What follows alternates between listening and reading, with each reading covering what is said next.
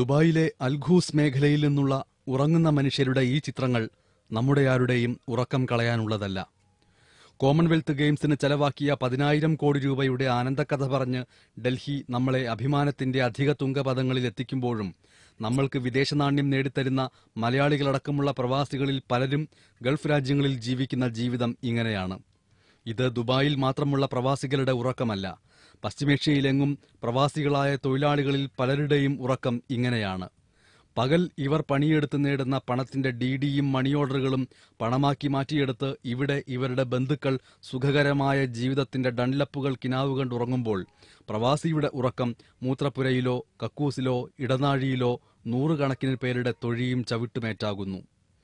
കേരളത്തിൽ ഇപ്പോഴും ഒരു തൊഴിലാളിക്ക് 200 രൂപ മുതൽ 400 രൂപ വരെ ദിവസവേതനം ലഭിക്കുകയും അവകാശങ്ങൾക്ക് വേണ്ടി സമരം ചെയ്യുകയും ചെയ്യുമ്പോൾ ദുബായിൽ 500 ദിർഹത്തിൽ താഴെ വരുമാനത്തിന് കൂലിപ്പണി ചെയ്യുന്നവരുടെ രാത്രികൾ ഇങ്ങനെ ദുസ്വപ്നം പോലെ അവസാനിക്കുന്നു.